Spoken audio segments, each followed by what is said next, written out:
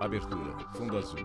Linha branca horizontal se divide em duas e forma um quadrado que logo se desfaz.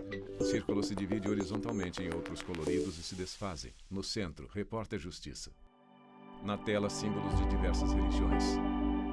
Religião, palavra de origem latina religio, que significa rigidez, releitura, o que nos religa ao sagrado. Não dá para precisar quando surgiu a primeira religião no mundo, mas desde os primórdios houve a necessidade de entender fenômenos naturais, como o vento, a chuva, assim como o entendimento da morte. Os primeiros seres humanos que habitaram a Terra começaram a questionar, além daquilo que poderiam ver e tocar. Luz solar ilumina o crucifixo. Existem milhares de religiões no mundo que moldam a cultura de um povo, com crenças, práticas e valores. As que acreditam em apenas um Deus, por exemplo, são chamadas de monoteístas. Já as politeístas creem em vários deuses. Este teólogo explica que a busca e a escolha de uma religião geralmente acontece quando há uma situação de dificuldade. A maioria das pessoas vem para a religião, vem buscar uma igreja, vem buscar uma confissão Ricardo religiosa, Espíndola, quando teólogo. estão passando por alguma luta. Né? Geralmente as pessoas estão com alguma perda, ou alguma dor, ou um luto, ou uma situação indefinida, elas querem buscar algo em que se apoiar. Muitas pessoas encontram na sua religiosidade, Jaqueline Teixeira, na sua antropóloga da comunidade religião. de fé, um lugar de proteção e uma rede de contato primário, né? E essa rede de contato primária, ela se torna substancial em muitos momentos. Diferentemente de outros países, no Brasil existe liberdade religiosa, ou seja, todo mundo pode manifestar livremente a sua crença. Esse princípio é garantido no artigo 5º da Constituição Federal. Dados divulgados em 2019 pela pesquisa Datafolha revelam que 50% dos brasileiros são católicos, 31% evangélicos, 10% não têm religião. Espíritas representam 3%. Umbandistas, candomblencistas e outras religiões afro-brasileiras, 2%. Outras religiões, 2%. Ateus, 1%. E judaica, 0,3%. O cristianismo sempre foi muito central e, consequentemente, o cristianismo ele compõe uma espécie de gramática da nossa formação enquanto sociedade, né? Seja nosso pensamento político, ou seja, uma série de outras questões que nos compõem enquanto povo e que atravessam a nossa cultura. As religiões carregam histórias, conhecimentos e costumes. Marina, por exemplo, é candomblecista e frequenta um terreiro em Águas Lindas, em Goiás. Toda sexta-feira é tradição, roupa branca. Fui trabalhar toda Marina de branco, Marinho, como professora. estou. Já voltei, terminei a rotina. Vive-se naturalmente. A única coisa que muda é a cor que se está usando, né? E o respeito que se tem. É um dia importante de louvor pra gente. E também, nos últimos tempos, tem sido um momento de resistência, né? A história da Paula é um pouco diferente. Ela é católica e, para pagar uma promessa, fez uma romaria de Goiânia à Trindade a pé, pela rodovia. A romaria, ela tem 18 quilômetros, né? Então, Paula a gente faz Viola, ela assistente toda a pé. administrativa. Tem subida, descida. E o final dela é quando você chega, né, no portal de Trindade. Só que a gente ainda conseguiu ir até a Basílica do Divino Pai Eterno, né? Foi maravilhoso, um sentimento assim de paz que me invadiu, de missão cumprida, de agradecimento, assim, de louvor mesmo a Deus, entendeu? Pastor em palco, multidão na plateia. Fábio é pastor, mas por muitos anos ficou fora da igreja, até participar de um retiro há 17 anos, que transformou a vida dele. Eu lembro de estar tendo uma palavra sobre amor, sobre perdão, e eu fui impactado Fábio por Oliveira, aquela palavra. pastor. Eu chorei, foi o dia que eu mais chorei na minha vida, me derramei na presença de Deus, e a partir daquele dia a minha vida foi transformada. Eu já não era o mesmo no segundo dia. Né? Do segundo e terceiro dia eu já era uma pessoa totalmente transformada. Para o Fábio, a religião mudou a forma de pensar e enxergar o mundo. Hoje eu sou uma pessoa que consigo liberar perdão, eu sou uma pessoa que consigo amar as pessoas do jeito que elas são, posso ter as minhas opiniões, posso ter as minhas divergências, mas eu consigo, através do amor de Jesus, entender as pessoas como elas são. A religião ajuda muita gente a construir um caminho Repórter de Leonardo espiritualidade Ferreira, e de Brasília, fé. DF. Ter espiritualidade significa ter uma vida baseada em princípios, valores e escolhas que fazem bem para o indivíduo e para o mundo. Já a fé é uma palavra tão pequena, né, mas cheia de significados. É crer em algo que não se pode ver, no sobrenatural. É ter sempre a coragem de acreditar. Fé é amar ao próximo acima de César amar a Torres, Deus acima missionário. de tudo e o próximo como a ti mesmo. É você olhar naquilo que você é incapaz de fazer, mas a fé te faz realizar aquilo. Histórias diferentes, mas com a fé e a religiosidade em comum.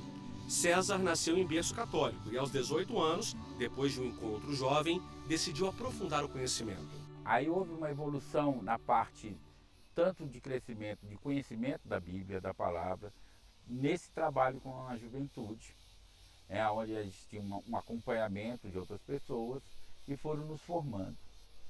Até chegar um momento onde eu tive um encontro também com um movimento chamado Renovação Carismática, que da igreja é isso aí já com seus 20 e poucos anos, um movimento chamado Renovação Carismática, aí onde a espiritualidade é mais forte, o querer se aproximar de Deus é mais forte. César é daquelas pessoas que acreditam que a religião vai além de uma cultura, de uma crença. Ela serve para sermos seres humanos melhores, mais evoluídos, com ensinamentos para colocar em prática todos os dias. A importância da religião, de ter uma fé, como você colocou, é essa coisa de você conseguir olhar o próximo não com um olhar de disputa, não com um olhar de querer ser maior, mas com um olhar de igualdade.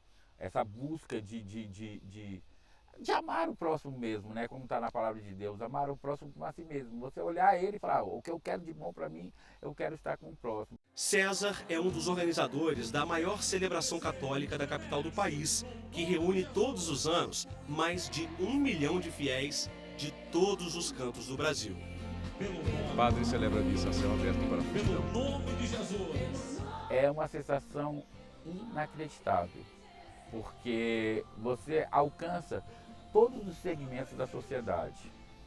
Principalmente você está em Brasília, onde você alcança 1 milhão de pessoas, então você alcança muita gente dentro de um distrito. E isso te leva assim, a um cansaço que não existe, porque a alegria de ver aquelas pessoas se sentindo bem naquele momento, porque as pessoas pensam em 3 dias, mas na verdade é uma semana inteira de evento. Então você sente a alegria nas pessoas, você vê a pessoa ali, ela é radiante com aquilo que Cristo está fazendo na vida dela através da festa da Semana de Pentecostes. A multidão segura velas brancas. Padre Hélio Extensório Dourado. No próximo bloco, a repórter Renata Teodoro mostra os desafios de combater a intolerância religiosa. A gente volta já. Vinheta de transição. No Centro, Repórter Justiça. Vinheta de transição. No Centro, Repórter Justiça. Eu comecei a sofrer intolerância religiosa muito novinha. Jasmine de Oliveira, aos 5 estudante. anos de idade. Eu já sofria com isso porque eu sempre fui uma criança muito comunicativa. Então não era de esconder minha religião, eu sempre soube explicar muito bem o que era, da onde eu vinha. E as pessoas me perguntavam, qual é a sua religião? E eu vi os coleguinhas falando católico, evangélico. E eu sempre falei, sem vergonha nenhuma, que era de candomblé, que era uma criança de terreiro. E aí começavam os comentários preconceituosos, né? Porque a sua religião é do mal. Meu pai, isso as crianças falavam porque alguém falava pra elas. Meu pai disse que a sua religião é do capeta, porque vocês fazem rituais com sangue humano. Umas coisas assim, absurdas, que eu não deveria estar escutando de ninguém e muito menos de outras crianças. Uma religião de matriz africana, brasileira por nascimento, um preconceito estrutural, em que a falta de informação se transforma em racismo religioso. Isso a gente tem que buscar lá atrás, quando os meus ancestrais foram trazidos para cá em condições de escravos e eles precisavam se esconder para exercer a fé deles, e não porque aquilo era errado, porque aquilo era ruim, mas sim porque o branco, o cristão, julgava inferior.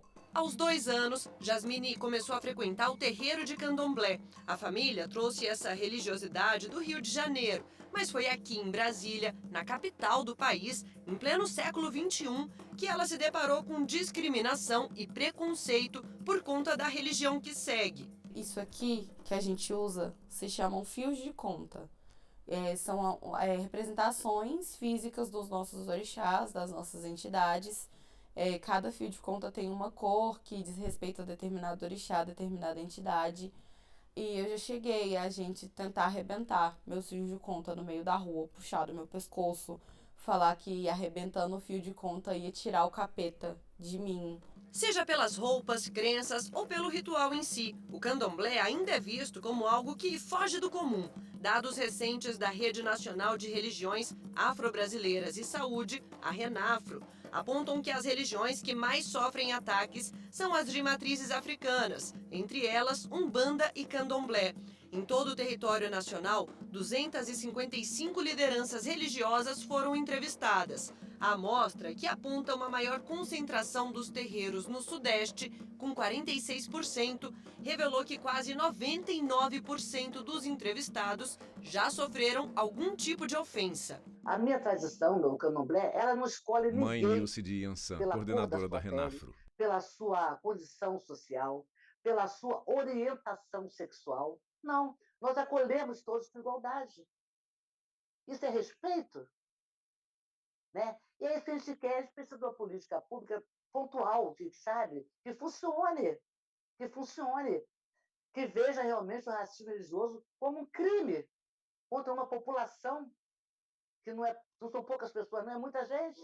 Casos de intolerância religiosa têm aumentado no Brasil nos últimos anos. Em 2019, um canal coordenado pelo governo brasileiro, o Disque 100, passou a receber denúncias relacionadas ao tema. A intolerância religiosa, ela envolve uma série André de Malmone, aspectos, advogado. E o principal deles é o do racismo religioso. Isso porque a intolerância religiosa no Brasil acontece basicamente contra as religiões de matriz africana. Então, a Umbanda, o Candomblé, principalmente, são as religiões brasileiras que mais sofrem atos de violência e de intolerância no país. A liberdade de consciência e de crença é inviolável e a Constituição Federal assegura o livre exercício religioso e a proteção aos locais de cultos ou cerimônias. Nesse sentido, o Supremo Tribunal Federal exerce um papel fundamental na concretização desses direitos. O Supremo Tribunal Federal, como órgão de cúpula do Poder Judiciário, pôde proteger rituais e liturgias, pôde proteger o ensino religioso confessional facultativo, pôde proteger e estabelecer critérios relativos ao proselitismo religioso, também com aspectos relativos aos tributos, porque a Constituição brasileira garante uma imunidade tributária a rendas, ao patrimônio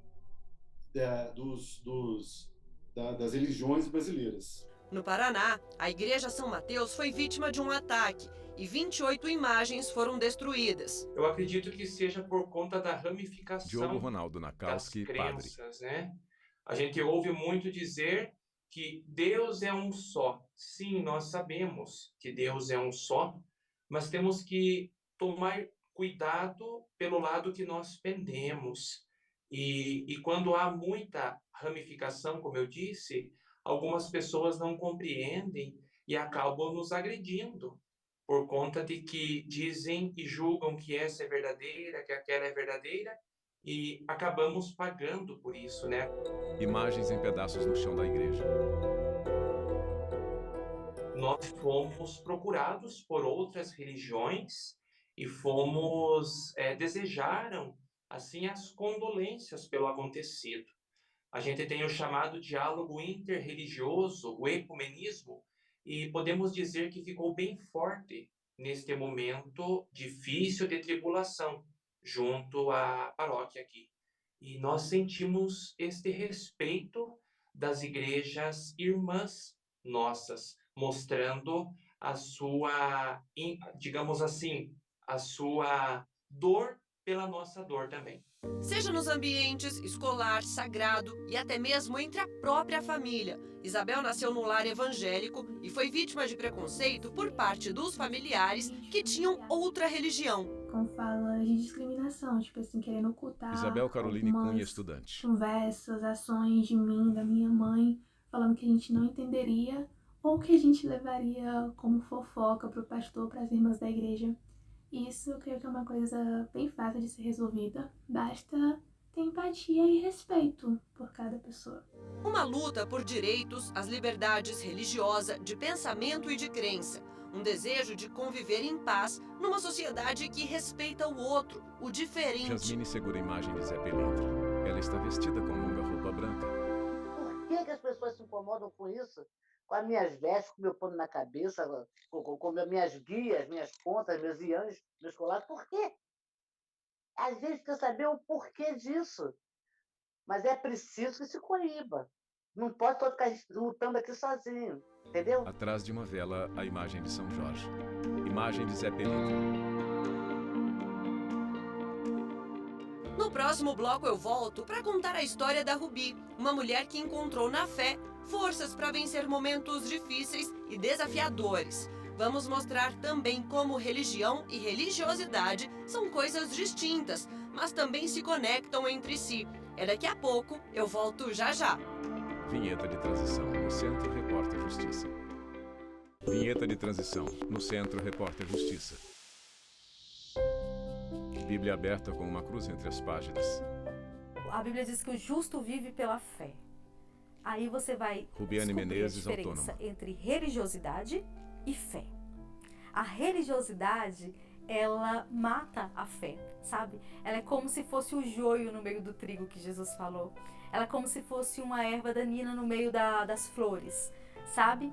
Então, a religiosidade, ela nunca vai te trazer libertação. Uma pessoa que é religiosa, ela não tem como ter uma mente livre. Mas uma pessoa que vive pela fé, ela é completamente liberta, ela é completamente livre. E eu entendi essa diferença. Aí eu sempre falo, eu precisei morrer para entender esse conceito. Uma fé renascida, renovada. Rubi veio de uma família religiosa e, quando criança, o envolvimento nesse contexto já fazia parte da vida dela. Naquela época eu era convidada para pregar em igrejas, isso com 7, 8, 9 anos de idade. Cantar, pregar, e às vezes eu falava de uma coisa que eu não tinha a menor noção do que era, né? Então, assim, aquelas coisas de criança mesmo. Você acha que Hosana é alguém que vem do céu te socorrer, você não entende os termos, você não entende nada. E mesmo assim você tá ali tentando, por causa da forma que você vê o mundo, né? E aí eu percebi, ainda mais na adolescência, quando eu comecei a ficar adolescente, como a minha forma de ver o mundo era diferente, sabe? As pessoas tinham as visões bem maiores e tudo. E eu me sentia tão limitada, eu sempre me senti limitada, desde criança, assim.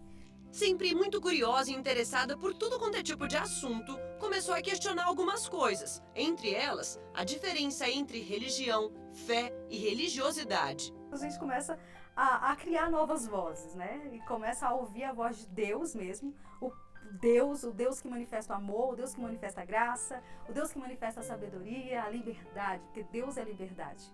A Bíblia diz que aonde o Espírito de Deus está, aí é a liberdade. Então, se você realmente tem o Espírito Santo, então você é livre. Uma coisa era certa, liberdade era a principal condição que ia de encontro ao que acreditava. E essa psicóloga explica o que a Rubi, na época, estava tentando entender. Para a gente ter fé, a gente não precisa ser religioso. Bruna Capozzi, psicóloga. Porque quando a gente fala de religião, a gente está falando desse sistema formal, né? Onde eu tenho alguns ritos, alguma visão de ver e de enxergar as coisas. Quando eu falo da religiosidade, eu estou falando da forma como eu vivencio essa minha religião, essa minha espiritualidade. E aí, quando eu estou pensando na fé, eu estou pensando como que cada um está vivenciando aquela crença. Eu não necessariamente preciso vincular isso a uma crença religiosa. Aos 18 anos, Rubi ainda era muito ligada aos encontros religiosos. Foi quando decidiu se casar e encarou a falta de experiência da idade. Duas pessoas novas, porque ele também era novo, convivendo juntas, sem saber nada, isso está destinado ao fracasso, né? Pode ser que dê certo com outras pessoas e tudo bem, mas para mim era algo que era destinado ao fracasso. Eu não me via ali. Eu olhava e falava, quem é que eu sou? Eu sou o reflexo dele, eu sou o que ele faz, eu sou o que ele pede para fazer. Eu não era ninguém. E acordei um dia chorando, desesperada, por nada, assim. Eu descobri alguns segredos dele, algumas coisas que me magoaram. E aí eu acordei chorando com a filha de 2 anos no colo e falando, quem eu sou? Eu não tenho nada. Quem eu sou? Qual é a minha identidade? A busca por se reconhecer e encontrar uma identidade interna, religiosa e perante a sociedade foi às custas de um longo e confuso caminho. Eu sempre me considerava assim, muito inteligente no sentido de gostar de história, de gostar de ler, de buscar muita informação. E eu sempre me contrariava com as ministrações da igreja, com o que eles estavam falando. Então assim, mas aí se eu saísse daquilo, Deus não ia comigo. Se eu saísse daquilo, eu ia ser uma rejeitada. É muito difícil a gente definir questões como fé, Jaqueline Teixeira, antropóloga da religião. perfis e comportamentos, porque é muito importante a gente reconhecer a pluralidade desses signos dentro da nossa história nacional e dentro da nossa formação enquanto sociedade, e o quanto isso muitas vezes ficou atrelado a uma gramática cristã, que isso está muito relacionado à nossa história, mas que é importante a gente reconhecer que existem muitos caminhos e, consequentemente, existem muitas formas. Um dos momentos mais difíceis da vida da Rubi foi quando decidiu se separar do marido. Ceilândia DF. Ela tinha 21 anos e sabia que essa seria uma decisão difícil de tomar devido às doutrinas da igreja que frequentava, que defendia os bons costumes, a moral e repudiava a separação.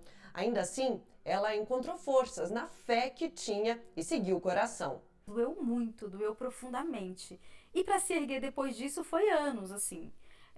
E lembrando que eu me divorciei com 3 anos depois, tá? Então eu sempre fui muito firme no que eu quero. Mesmo tendo esse ministério, mesmo tendo tudo, eu olhava para ele com aqueles segredos, com tudo mais, comigo mesma. Eu olhei e falei, não é assim, não é isso daqui. Mesmo sabendo que não teria tanto apoio, Rubi seguiu a vida sozinha, como mãe solo. Hoje, não se arrepende das decisões que tomou. É uma decisão todos os dias a fé, né? Você acorda e fala, Jesus, hoje eu escolho você.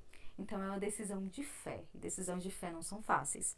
Então todos os dias eu pego meu caderninho, faço meu devocional, todas as manhãs, sem falta, aconteça o que acontecer. Eu abro a minha Bíblia, estudo ela, faço meu devocional, coloco as minhas metas do dia, como eu posso ser melhor no meu trabalho, como eu posso ser melhor para minha família, como eu posso ser melhor para o meu próximo, porque isso é viver o Evangelho, isso é viver Jesus, né? Você amar a Deus sobre todas as coisas e o teu próximo como se fosse você. Então eu aprendi esses conceitos e hoje eu encontrei essa libertação de verdade, sabe? Hoje eu posso falar para você, olha, Jesus ele existe, Deus existe. Aí você pode me perguntar, mas como você tem tanta certeza, Rubi? Porque eu falei com ele, porque eu convivo com ele. Os meus olhos viram Deus, sabe? Mas para isso eu precisei morrer para viver. Esse é o conceito da minha fé hoje em dia. De joelhos, Rubi reza ao pé da cama. Está com a Bíblia aberta. Igrejinha Nossa Senhora de Fátima, em Brasília. No interior, imagens religiosas no altar. E assim a gente termina o Repórter Justiça desta semana. E você, já segue nosso perfil no Instagram? É o TV Justiça Oficial. No YouTube, o canal é o mesmo. Se quiser entrar em contato com nossa produção, o e-mail é o reporterjustiça@stf.jus.br. Até a próxima! Créditos finais. Produção Thalita Oliveira e Marcos Santos. Reportagem Leonardo Ferreira e Renato Teodoro. Edição de texto Leonardo Ferreira. Cabelo e maquiagem Eliana Brandão. Cinegrafia Jeff Martins, Lázaro Filho e Luiz Guilherme. Assistência técnica Kleber Leite e Paulo Paz. Edição de pós-produção Thiago Lopes. Videografismo Lucas Matias. Núcleo de programação Rosa Wazi. Núcleo técnico Fábio Guedes. Núcleo de produção de programas Flávia Soledade. Supervisão Coordenadoria de Gestão da TV e Rádio Justiça, Secretaria de Comunicação Social, STF. Realização TV Justiça Essencial 2023.